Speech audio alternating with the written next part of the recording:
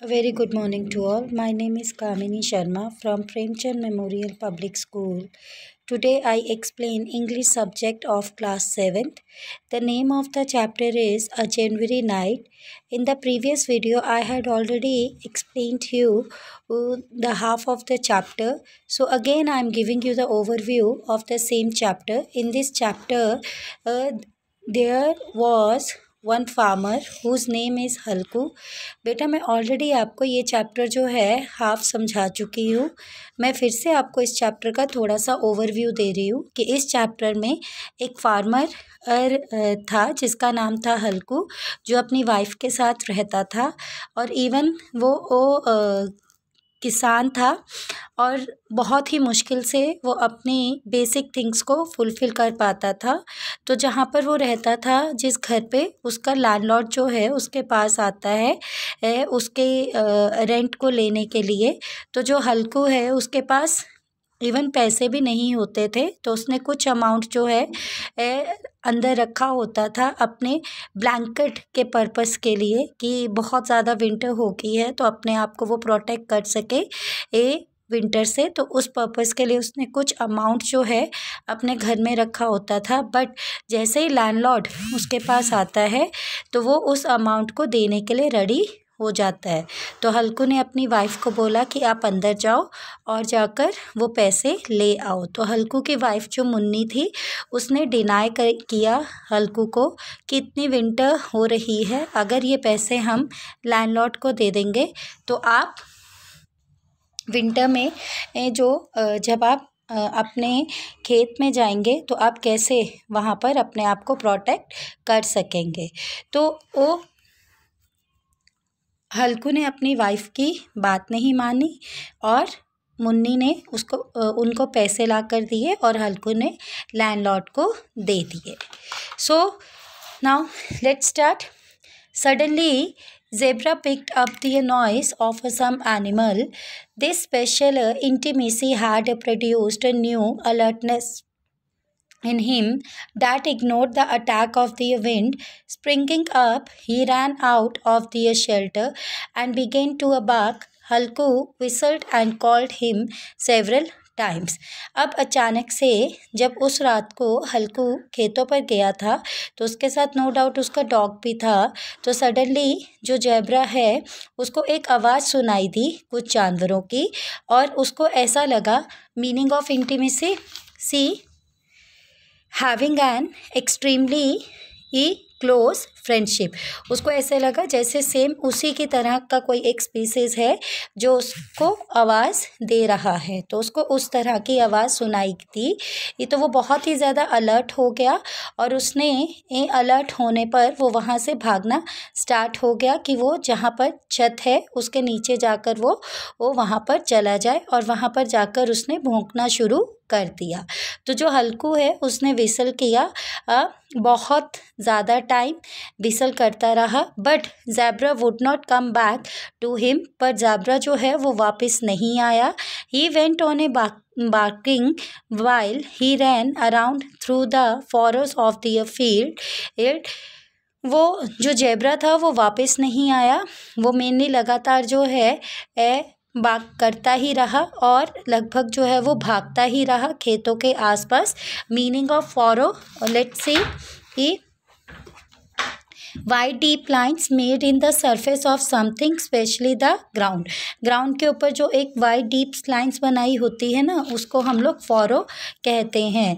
तो वो उस फील्ड में लगातार घूमता ही रहा। He would not come back for a moment then dash off again at once. वो एक भी मिनट नहीं रुका, वो वहाँ पर घूमता ही रहा और वो वापस नहीं आया। Another hour passed, the night fanned up the cold with the wind. Halku ripped up some stalks from a nearby field, made a broom out of them, and picking up a lighted cow dung cake went towards the grove. Zebra watched him coming and ran to him, wagging his tail. अब जैसे जैसे समय व्यतीत होता गया जो रात थी वो बढ़ती ही जा रही थी और बहुत ही ज़्यादा ठंड होती जा रही थी और इवन बहुत ठंडी हवा चल रही थी। तो हल्कू ने मेनली क्या किया, meaning of ripped, let's check, tore quickly and violently using your hands. तो वो ठंड से बचने के लिए उसने अपने हैंड्स वगैरह को जो है हैंड्स को रब करना स्टार्ट कर दिया और इवन उसने कुछ स्टॉक्स भी लाए जो आसपास जो थे फील्ड जो खेतों में पड़े हुए थे, वो कुछ झाड़ियाँ वगैरह लेकर आया वहाँ से और उसने काऊ डंग के साथ उसको वहाँ पर जला दिया।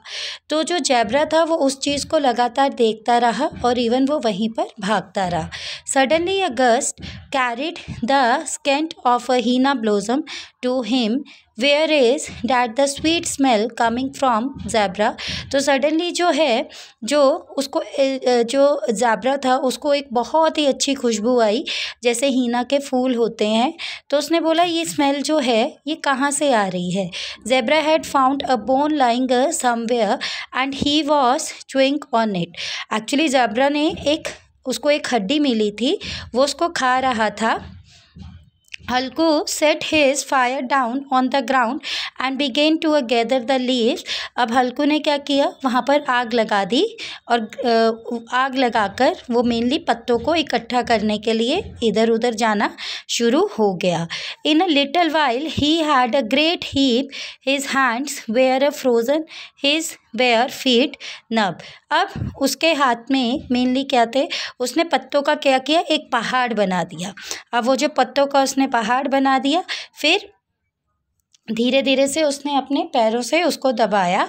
इन a little while the fire was a burning merrily, the flames left upward licking at the overhanging branches. अब वो जो फायर था वो जलता ही जा रहा था और इवन वो जो फायर है वो ऊपर ऊपर ऊपर आना स्टार्ट हो गई और लगभग जो है वो जैसे वहाँ पर जितनी भी फील्ड थी उसके ब्रांचेस पर भी लगने का डर लगना शुरू हो गया। In the flickering light, the immense trees of the grove looked as though they were carrying the vast darkness on their hands. In the blissful sea of the darkness, the firelight seemed to pitch and toss like a boat। अब वो आग इतनी फैल रही थी, ये flickering of light meaning कि burning और shining with an unsteady light that goes on and off quickly. अब वो आग इस तरह से चल रही थी कि कभी वो आग बहुत ही ज़्यादा हो रही थी और कभी वो आग बहुत ही कम हो रही थी, तो जिसकी वजह से हाथों में जो है कभी वो आग लग भी जाती थी। तो इस तरह से जो वो डार्कनेस थी वो हमारी किस में चेंज होगी, फायर लाइट में चेंज हो गई। So Halku sat before the fire and let it warm him. After a while he took off his shawl and tucked it behind it. अब हल्कू जो है फायर के पास बैठ गया कि जब तक वो थोड़ी सी वार्म ना हो जाए, और उसने अपना शॉल लिया और उसको उसने अपने पीछे बांध दिया। Then he spread out both feet as through the challenging the cold to do it a रस and victorious over the immense power of the winter he could not repress his pride in his triumph. अब बिना ठंड के डर के उन्होंने क्या किया, हल्कू ने अपने पैरों को आगे उठाया और उसने ठंड का डटकर सामना किया और वो वहाँ पर चलना शुरू हो गया। इस तरह से उसने अपनी क्रॉप को प्रोटेक्ट किया। The leaves were all burnt up. Darkness covered the orchard again. Under the ashes, a few embarrassed smouldered. Zebra gave a loud bark and ran towards the field. अब जो पत्ते थे वो लगभग पूरी तरह से जल गए थे और जो अंधेरा था वो फिर से हो गया था।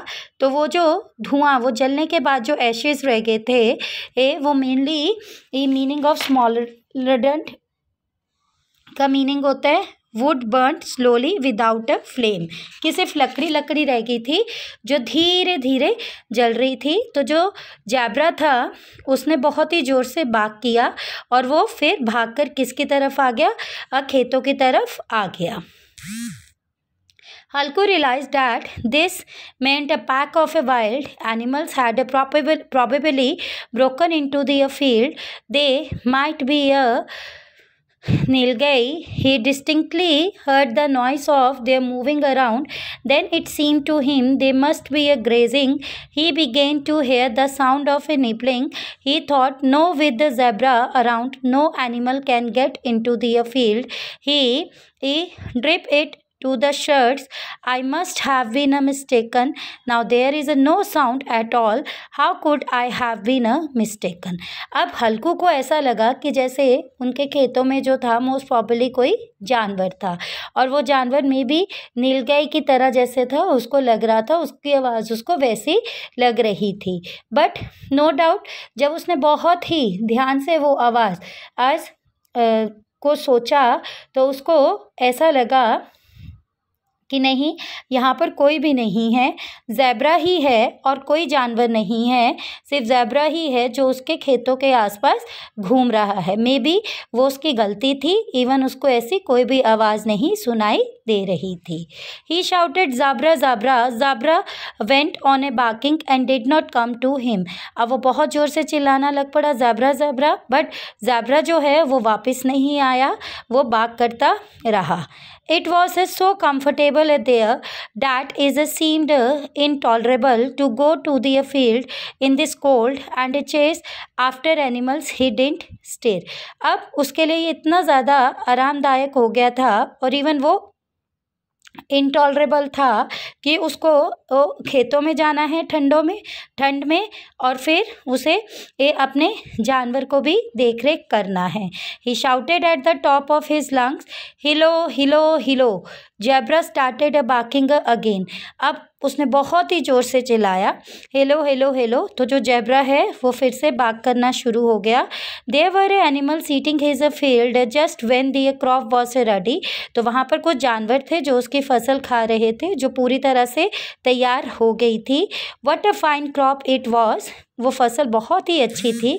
And these cursed animals were destroying it, पर कुछ जानवर जो थे वो उसको वो डैमेज कर रहे थे, ख़राब कर रहे थे। With the firm resolve he got up and so that he went back and sat again by the extinguished fire and stirred up the ashes to warm his chilled body. Zebra was barking his lungs out. The nilgays were devastating his field. अब वो फिर से वहाँ से उठा और आग के पास बैठ गया, जो आग लगभग पूरी तरह से जल चुकी थी, एशेस में रह गई थी, सिर्फ थोड़ी थोड़ी लकड़ियाँ रह गई थी। तो जो ज़ेब्रा है वो फिर से जो है बाग करना शुरू हो गया। तो जो नीलगाइस था वो कम्प्लीटली पूरी उसकी फील्ड को डिस्ट्रॉय कर चुके थे, वो वाला animal. So Halku went on A sitting a peacefully near the warm ashes. तो हल्कू जो है वो वापस आ गया जहाँ पर सिर्फ एशेज रह गए थे और उसके पास आकर वो बैठ गया। His drowsiness held him motionless as a though with the ropes and wrapped in his shawl. He fell asleep on the warm ground near the ashes. अब उसको इतना अच्छा लग रहा था, इवन उसकी बॉडी जो है वो चल फिर नहीं पा रहा था क्योंकि उसको बहुत ज़्यादा ठंड लग गई थी। तो उसने अपनी बॉडी पर शॉल को रैप किया और वो वहीं पर ज़मीन पर वहाँ पे जहाँ पर आग जलाई थी उसी के पास सो गया। When he woke up in the morning, the sun was high and Munni was saying, "Do you think you are going to sleep all day?" तो जैसे ही सुबह हुई वो उठा, जब सूरज निकला काफ़ी देर हो चुकी थी, तो मुन्नी ने बोला, क्या आप सोचते हो कि आप यहाँ पर सोने के लिए आए थे पूरे दिन? You came out here and had a fine time while the whole field was being flattened. आप यहाँ पर आए थे और आपने बहुत ही अच्छा समय व्यतीत किया जब तक कि जो पूरी फसल है, meaning of flattened, let's check बच्चा, destroy something by knocking it down or to become a flat, कि जब तक जो फसल है वो पूरी तरह से डिस्ट्रॉय ना हो जाए और इवन जिसने डिस्ट्रॉय की है उसके बारे में हमें पता ना चल जाए। Halku got up and said, then you have just come from the field, yes it's all ruined and you could. तो हल्को ने बोला कि क्या तुम अभी जस्ट खेतों से आई हो, क्या खेतों में कुछ भी नहीं है, and you could sleep like that, और आप इस तरह से सो रहे थे, why did you bother to put up their shelter anyway, आप क्यों परेशान थे, आपने अपने घर को इतना दूर क्यों रखा।